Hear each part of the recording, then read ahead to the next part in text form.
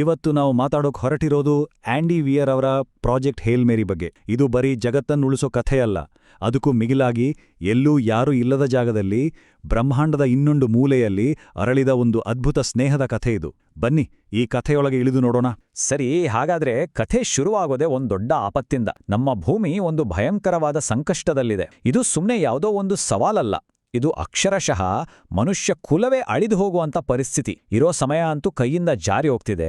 ಹಾಗಾದ್ರೆ ಈ ಆಪತ್ತಿಗೆ ಕಾರಣ ಯಾರು? ಅದೇ ಈ ಆಸ್ಟ್ರೋಫೇಜ್. ಇದೊಂದು ಕಣ್ಣಿಗೆ ಕಾಣದ ಸೂಕ್ಷ್ಮಾಣುಜೀವಿ.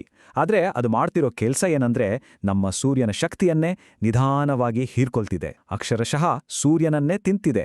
ಇದರಿಂದ ಏನಾಗ್ತಿದೆ ಅಂದ್ರೆ ಭೂಮಿ ತಣ್ಣಗಾಗ್ತಿದೆ. ಇನ್ನು ಕೆಲವೇ ದಶಕಗಳಲ್ಲಿ ಭೂಮಿ ಪೂರ್ತಿಯಾಗಿ ಹಿಮಗಡ್ಡೆಯಾಗಿ ಬದಲಾಗುವ ಅಪಾಯದಲ್ಲಿದೆ. ಅಚ್ಚರಿ ಅಂದ್ರೆ ಈ ಜೀವಿ ಇದನ್ನ ಬೇಕುಂತ ಮಾಡ್ತಿಲ್ಲ, ಅದು ಬದುಕೋಕೆ ಮಾಡ್ತಿರೋ ಪ್ರಯತ್ನ ಅಷ್ಟೇ. ಆದ್ರೆ ಕಥೆ ಅಸಲಿ ಟ್ವಿಸ್ಟ್ ಇರೋಡೇ ಇಲ್ಲಿ ನೋಡಿ. ಯಾವ ವಸ್ತು ನಮ್ಮನ್ನ ಕೊಲ್ತಿದ್ಯೋ ಅದೇ ವಸ್ತು ನಮ್ಮನ್ನ ಉಳಿಸೋಕಿಲ್ಲೋ ಒಂದೇ ಒಂದು ದಾರಿ. ಹೌದು, ಈ ಆಸ್ಟ್ರೋಫೇಜ್ ಅನ್ನೋದು ಈ ಇಡೀ ಬ್ರಹ್ಮಾಂಡದಲ್ಲೇ ಅತ್ಯಂತ ಪವರ್ಫುಲ್ ಫ್ಯೂಯಲ್ ಕೂಡ. ಈ ವಿಚಿತ್ರ ಸನ್ನಿವೇಶವೇ ಮನುಷ್ಯರಿಗೆ ಬೇರೆ ನಕ್ಷತ್ರಗಳಿಗೆ ಪ್ರಯಾಣ ಮಾಡಿ ಈ ಸಮಸ್ಯೆಗೆ ಪರಿಹಾರ ಹುಡುಕೋಕೆ ಒಂದು ದಾರಿ ಮಾಡಿಕೊಡುತ್ತೆ. ಸೊ ಇದಕ್ಕಾಗಿಯೇ ಹೇಲ್ ಮೇರಿ ಮಿಷನ್ ಶುರುವಾಗುತ್ತೆ. ಅದರ ಹೆಸರೇ ಹೇಳೋ ಹಾಗೆ ಇದು ನಮ್ಮ ಕಟ್ಟಕಡೆಯ ಪ್ರಯತ್ನ, ಲಾಸ್ಟ್ ಚಾನ್ಸ್. ಯಾಕಂದ್ರೆ ನಮ್ಮ ಸುತ್ತಮುತ್ತ ಇರೋ ಎಲ್ಲಾ ನಕ್ಷತ್ರಗಳು ಮಂಕಾಗ್ತಿವೆ, ಆದ್ರೆ ಟೌ ಸಿಟಿ ಅನ್ನೋ ಒಂದೇ ಒಂದು ನಕ್ಷತ್ರ ಮಾತ್ರ ಇನ್ನೂ ಪ್ರಕಾಶಮಾನವಾಗಿದೆ. ಯಾಕೀಗೆ?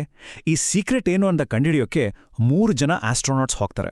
ಆದ್ರೆ ಈ ಮಿಷನ್ ಹಿಂದೆ ಒಂದು ಭಯಂಕರ ಸತ್ಯ ಮುಚ್ಚಿಡ್ಲಾಗಿತ್ತು. ಮಿಷನ್ ಶುರುವಾದ್ಮೇಲೆ ಕತೆ ಅನಿರೀಕ್ಷಿತ ತಿರುವು ತಗೊಳ್ಳುತ್ತೆ. ಇಲ್ಲಿಂದ ಮುಂದೆ ಇದು ಬರೀ ಸೈನ್ಸ್ ಅಥವಾ ಬದುಕುಳಿಯೋ ಬಗ್ಗೆ ಆಗಿರಲ್ಲ, ಬದಲಿಗೆ ಇದು ಇಬ್ಬರ ನಡುವಿನ ಸಂಪರ್ಕ, ಒಂದು ಸ್ನೇಹದ ಬಗ್ಗೆ ಆಗುತ್ತೆ. ಕಥೆಯ ಹೀರೋ ರೈಲ್ಯಾಂಡ್ ಗ್ರೇಸ್. ಕಣ್ಣು ಬಿಟ್ಟಾಗ ಆತ ಭೂಮಿಯಿಂದ ಕೋಟ್ಯಾಂತರ ಮೈಲಿ ದೂರದಲ್ಲಿದ್ದಾನೆ, ಒಬ್ಬನೇ. ಅಷ್ಟೇ ಅಲ್ಲ, ಅವನಿಗೆ ತನ್ನ ಹೆಸರೇ ನೆನ್ಪಿಲ್ಲ, ತಾನಿಲ್ಲಿ ಯಾಕಿದ್ದೀನಿ ಅನ್ನೋದು ಗೊತ್ತಿಲ್ಲ. ಜೊತೆಗಿದ್ದ ಇಬ್ಬರೂ ಸತ್ತೋಗಿದ್ದಾರೆ. ಅವನ ಸುತ್ತ ಇರೋದು ಕತ್ತಲೆ, ಶೂನ್ಯ ಮತ್ತು ಸಂಪೂರ್ಣ ಮೌನ. ಅಂಥ ಒಂಟಿತನದಲ್ಲಿ ಇದ್ದಕ್ಕಿದ್ದಂತೆ ಒಂದು ಆಶಾಕಿರಣ ಕಾಣಿಸತ್ತೆ. ಹೌದು, ಅಲ್ಲಿ ಇನ್ನೊಂದು ಸ್ಪೇಸ್‌ಶಿಪ್ ಇದೆ. ಆ ಕ್ಷಣಕ್ಕೆ ಇಡೀ ಕಥೆನೇ ಬದಲಾಗತ್ತೆ. ಗ್ರೇಸ್ನ ಒಂಟಿತನ ಮುಗೀತು ನಿಜ, ಆದ್ರೆ ಹೊಸ ರಹಸ್ಯಗಳ ಅಧ್ಯಾಯ ಶುರುವಾಗತ್ತೆ. ಇನ್ನೊಂದು ಶಿಪ್ನಲ್ಲಿರೋದು ರಾಕಿ ಅಂತ. ಅವನೊಬ್ಬ ಏಲಿಯನ್. ಇವರಿಬ್ರು ಮಧ್ಯೆ ಹೋಲಿಕೆ ಮಾಡಕ್ ಹೋದ್ರೆ ಅಜಗಜಾಂತರ ವ್ಯತ್ಯಾಸ. ಅಂದ್ರೆ ಬಯಾಲಜಿ ಪ್ರಕಾರ ಅವರಿಬ್ರು ಮಧ್ಯೆ ಒಂದೇ ಒಂದು ಕಾಮನ್ ಪಾಯಿಂಟ್ ಇಲ್ಲ. ಗ್ರೇಸ್ ಆಕ್ಸಿಜನ್ ಉಸಿರಾಡಿದ್ರೆ ರಾಕಿ ಉಸಿರಾಡೋದು ಅಮೋನಿಯಾ. ಗ್ರೇಸ್ ಕಣ್ಣಿಂದ ಬೆಳಕನ್ನ ನೋಡಿದ್ರೆ ರಾಕಿ ಜಗತ್ತನ್ನ ಗ್ರಹಿಸೋದು ಸೌಂಡ್ ವೇವ್ಸ್ ಅಂದ್ರೆ ಸೋನಾರ್ ಮೂಲಕ. ಆದ್ರೂ ಇಷ್ಟೆಲ್ಲಾ ವ್ಯತ್ಯಾಸಗಳ ನಡುವೆ ಅವರಿಬ್ಬರಲ್ಲೂ ಒಂದು ವಿಷಯ ಕಾಮನ್ ಇತ್ತು, ಅದೇ ಬುದ್ಧಿವಂತಿಕೆ ಮತ್ತು ಹೇಗಾದ್ರೂ ಮಾಡಿ ಬದುಕಬೇಕು ಅನ್ನೋ ಛಲ. ಹೀಗಾಗಿ ಇವರಿಬ್ಬರ ಈ ಅಸಾಧ್ಯ ಸ್ನೇಹ ಶುರುವಾಗೋದು ಮಾತುಗಳಿಂದಲ್ಲ, ಬದಲಿಗೆ ಮ್ಯಾಥ್ಸ್ ಮತ್ತು ಫಿಸಿಕ್ಸಿಂದ. ಅವರಿಬ್ರು ಮಾತಾಡಕ್ಕೆ ಕಂಡುಹಿಡಿಯೋ ದಾರಿನೇ ಒಂದು ಅದ್ಭುತ ಇಂಜಿನಿಯರಿಂಗ್ ಸಾಹಸ. ಮೊದಲು ಮ್ಯೂಸಿಕ್ ನೋಟ್ಸ್ ಬಳಸಿ ಬೇಸಿಕ್ ಕಮ್ಯುನಿಕೇಷನ್ ಮಾಡ್ಕೋತಾರೆ.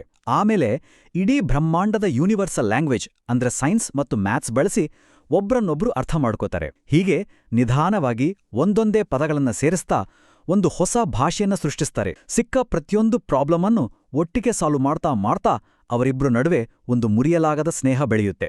ರೈಲ್ಯಾಂಡ್ಗೆ ನಿಧಾನವಾಗಿ ತನ್ನ ನೆನ್ಪು ವಾಪಸ್ ಬರ್ತಿದ್ದ ಹಾಗೆ ಈ ಮಿಷನ್ ಹಿಂದಿದ್ದ ಕಠೋರ ಸತ್ಯಗಳೆಲ್ಲ ಒಂದೊಂದಾಗಿ ಹೊರಗ್ಬರ್ತವೆ. ಇದು ಬರೀ ಧೈರ್ಯದ ಕಥೆ ಅಲ್ಲ, ಇದರ ಹಿಂದೆ ಕ್ರೂರವಾದ ಲೆಕ್ಕಾಚಾರಗಳು ಕೂಡ ಇದ್ವು ಅನ್ನೋದು ಗೊತ್ತಾಗುತ್ತೆ. ಈ ಮಾತುಗಳನ್ನ ಹೇಳಿದ್ದು ಮಿಷನ್ ಡೈರೆಕ್ಟರ್ ಸ್ಟ್ರಾಟ್. ಆಕೆ ವಿಲನ್ ಏನಲ್ಲ, ಆದ್ರೆ ಇಡೀ ಮನುಷ್ಯ ಕುಲವನ್ನ ಉಳಿಸೋಕೆ ಎಂಥ ಅಮಾನವೀಯ ನಿರ್ಧಾರ ತಗೊಳ್ಳೋಕು ರೆಡಿ ಇಟ್ಲು. ಅವಳ ಪಾಲಿಗೆ ಜಾಸ್ತಿ ಜನರನ್ನ ಉಳಿಸೋಕೆ ಕೆಲವರನ್ನ ತ್ಯಾಗ ಮಾಡೋದ್ರಲ್ಲಿ ತಪ್ಪೇನಿಲ್ಲ ಅನ್ನೋದು ಕಠೋರ ಸತ್ಯವಾಗಿತ್ತು. ಹಾಗಾದ್ರೆ ಆ ತ್ಯಾಗದ ಪ್ರಮಾಣ ಎಷ್ಟಿತ್ತು ಕೇಳಿದ್ರೆ ಶಾಕ್ ಆಗತ್ತೆ. 3 ಜನ ಆಸ್ಟ್ರೋನಾಟ್ಸ್ ಆ ಮಿಷನ್ಗೆ ಹೊರಟಿದ್ದು ನಿಜ, ಆದ್ರೆ ಆ ಶಿಪ್ಪನ್ನ ಡಿಸೈನ್ ಮಾಡಿದ್ದು ವಾಪಸ್ ಬರೋಕೆ ಕೇವಲ ಒಬ್ಬನಿಗೆ ಮಾತ್ರ. ಇದೇ ಸ್ಟ್ರಾತ ತಗೊಂಡಿದ್ದ ಕ್ರೂರ ನಿರ್ಧಾರ. ಅಂದ್ರೆ ಉಳಿದಿಬ್ರಿಗೆ ಕೊಟ್ಟಿದ್ದು ಬರೀ ಒನ್ ವೇ ಟಿಕೆಟ್. ಅಷ್ಟೇ ಅಲ್ಲ, ರೈಲ್ಯಾಂಡ್ ಗ್ರೇಸ್ ಏನೂ ಹೀರೋಯಿಕ್ ಆಸ್ಟ್ರೋನಾಟ್ ಆಗಿರಲಿಲ್ಲ. ಅವನೊಬ್ಬ ಮಾಮೂಲಿ ಸೈನ್ಸ್ ಟೀಚರ್ ಅಷ್ಟೇ. ಆದ್ರೆ ಅವನತ್ರ ಇದ್ದ ಅದ್ಭುತ ಜ್ಞಾನದಿಂದಾಗಿ ಅವನಿಗೆ ಇಷ್ಟವಿಲ್ದಿದ್ರೂ ಅವನನ್ನ ಬಲವಂತವಾಗಿ ಈ ಮಿಷನ್ಗೆ ಸೇರಿಸಿದ್ರು. ಯಾವಾಗ್ಲೂ ಜವಾಬ್ದಾರಿಯಿಂದ ದೂರ ಓಡ್ತಿದ್ದವನು ಇವತ್ತು ಇಡೀ ಮನುಷ್ಯ ಕುಲದ ಜವಾಬ್ದಾರಿಯನ್ನೇ ಹೊರುವಂತಾಗಿದೆ. ಇಲ್ಲಿಂದ ಮುಂದೆ ಕಥೆ ಅದರ ಎಮೋಷನಲ್ ಕ್ಲೈಮ್ಯಾಕ್ಸ್ಗೆ ಬರುತ್ತೆ. ಇಲ್ಲಿ ರೈಲ್ಯಾಂಡ್ನ ಸ್ನೇಹ, ಅವನ ಕರ್ತವ್ಯ ಮತ್ತು ಅವನ ತ್ಯಾಗ ಎಲ್ಲವೂ ಒಟ್ಟಿಗೆ ಒಂದು ದೊಡ್ಡ ಪ್ರಶ್ನೆಯಾಗಿ ಅವನ ಮುಂದೆ ನಿಲ್ಲುತ್ತೆ. ಪರಿಹಾರ ಸಿಕ್ಕಿದ್ಮೇಲೆ ಕೊನೆಯದಾಗಿ ಒಂದು ದೊಡ್ಡ ಸಮಸ್ಯೆ ಎದುರಾಗುತ್ತೆ. ರಾಕಿಯ ಶಿಪ್ ಹಾಳಾಗೋಗಿದೆ. ಈಗ ರೈಲ್ಯಾಂಡ್ ತನ್ನ ಹತ್ರ ಇರೋ ಫ್ಯೂಯಲ್ ಬಳಸಿ ರಾಕಿಯನ್ನ ಅವನ ಪ್ಲಾನೆಟ್ಗೆ ಸೇರಿಸಬಹುದು. ಆದ್ರೆ ಹಾಗೇನಾದ್ರೂ ಮಾಡಿದ್ರೆ ಭೂಮಿಗೆ ವಾಪಸ್ ಹೋಗಕ್ಕೆ ಅವನ ಹತ್ರ ಫ್ಯೂಯಲ್ ಇರಲ್ಲ. ಈಗ ಅವನ ಮುಂದಿರೋದು ಒಂದೇ ಆಯ್ಕೆ: ತನ್ನ ಸ್ನೇಹಿತ ಬೇಕಾ ಅಥವಾ ತಾನು ಹುಟ್ಟಿ ಬೆಳೆದ ಭೂಮಿ ಬೇಕಾ? ಎರಡನ್ನೂ ಮಾಡಕ್ ಸಾಧ್ಯನೇ ಇಲ್ಲ. ಇಂಥ ಸಮಯದಲ್ಲಿ ರೈಲ್ಯಾಂಡ್ ಏನೂ ದೊಡ್ಡದಾಗಿ ಭಾಷಣ ಮಾಡಲ್ಲ. ಅವನು ತನ್ನ ನಿರ್ಧಾರವನ್ನ ತುಂಬಾನೇ ಸಿಂಪಲ್ ಆದ, ಆದರೆ ತುಂಬಾನೇ ಪವರ್ಫುಲ್ ಆದ ಮಾತಿನಲ್ಲಿ ಹೇಳ್ತಾನೆ.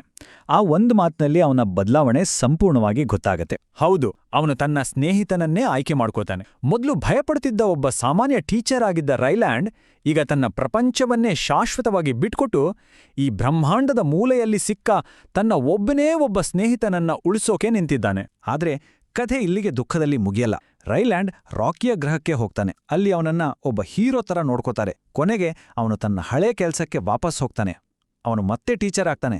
ಆದರೆ ಈ ಸಲ ಒಂದು ಹೊಸ ಪ್ರಪಂಚದ ಮಕ್ಕಳಿಗೆ ಪಾಠ ಮಾಡ್ತಾನೆ. ಅವನ ತ್ಯಾಗ ಅವನನ್ನ ಒಂಟಿ ಮಾಡಲಿಲ್ಲ, ಬದಲಾಗಿ ಅವನಿಗೆ ಒಂದು ಹೊಸ ಮನೆ, ಹೊಸ ಜೀವನದ ಉದ್ದೇಶವನ್ನೇ ಕೊಡ್ತು.